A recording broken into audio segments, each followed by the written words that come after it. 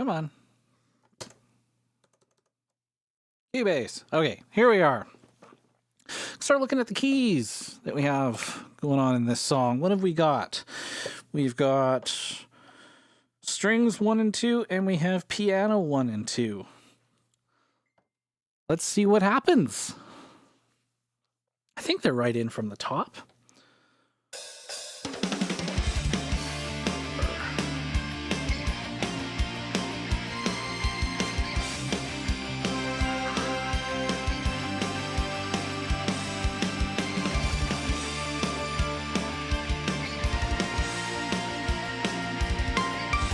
Okay, so that's cool. So basically, this first string is just kind of a pad, it sounds like, and then we're kind of handing off lead parts with the second strings and the first piano. Well, that's kind of cool. So let's just kind of get a balance going of those.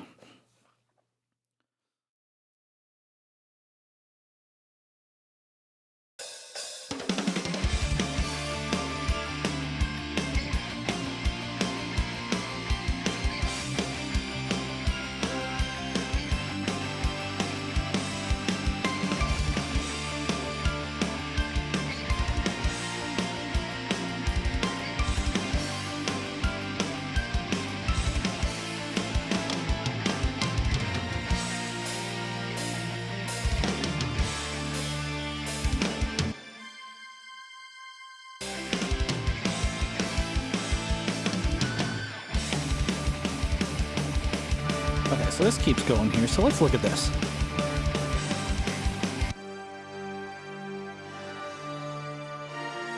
You know, EQ processing wise, I don't think I can do much with that, but I definitely want it to have some reverb because it's just kind of a pad sound. It doesn't need to live very forward.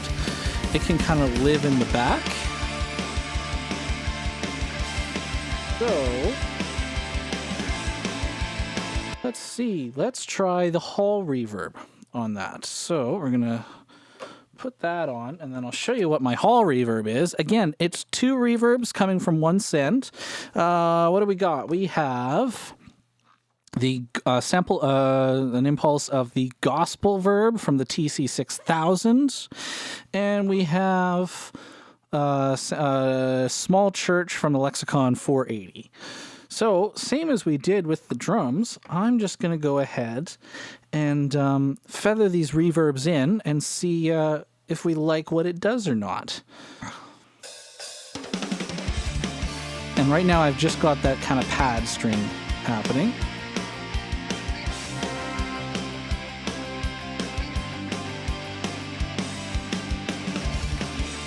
Yeah, that kind of adds some presence and some width without actually turning it up.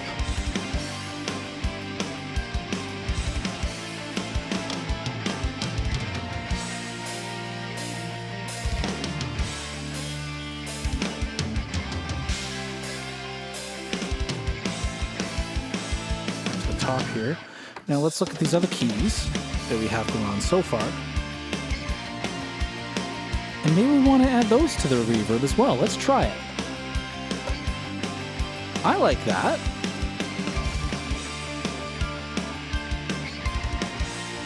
That piano, I want to compress it. It's a little too transient and I'm not getting enough body out of it. And I'm going to go with the Waves DBX 160. Let's see what happens when it comes up to the piano part. Oh yeah. A little bit of a level jump there. I think we can compress a little more. Yeah. I like that. It's kind of living ephemerally, whereas you're floating around, but the guitars are more up in your face and doing stuff. I'm feeling that. I'm feeling pretty good about that. Just gonna go to the top again and listen through that section.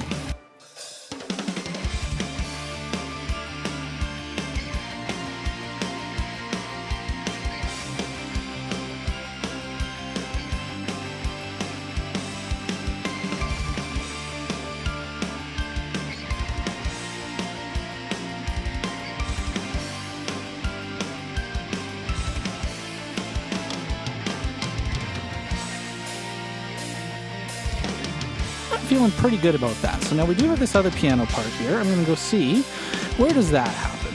Just looking at my waveforms here, I can jump ahead in my markers. It looks like in the pre-chorus that comes in, so let's see what that does.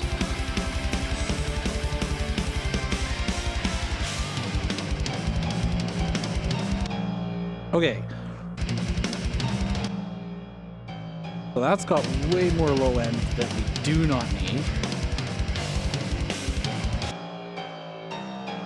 Don't want to thin it out totally, but yeah, that's helping a lot. But it's pretty dull. Let's add some top end.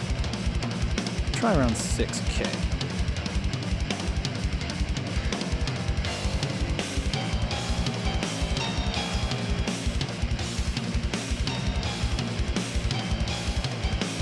I'm going to add a bit of mid-range to that as well.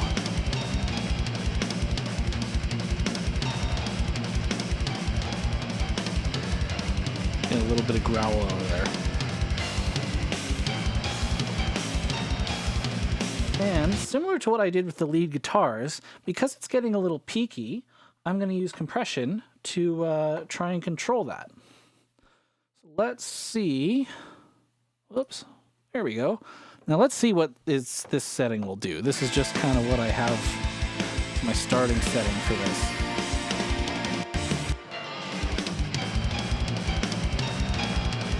And it's not doing anything, so let's make it do something.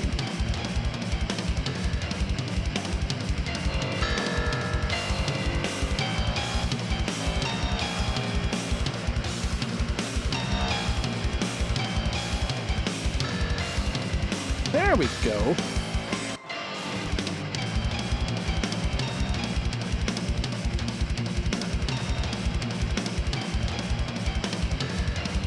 And we can give that some reverb too. But that's too much. That is most definitely too much. Let's turn that down.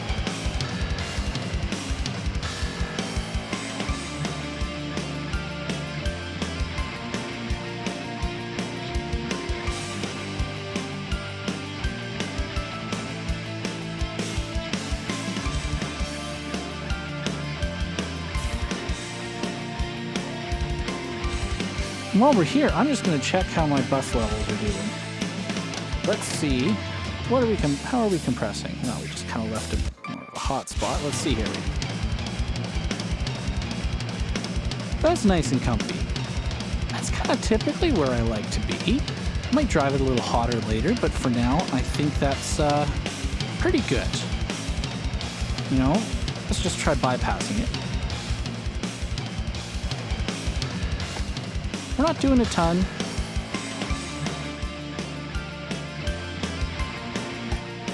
That's definitely gluing everything together, and we're definitely not losing any transient. It's not getting too mushy. So I think our levels and our gain structure is working fairly well. So why don't we move on to our vocals next?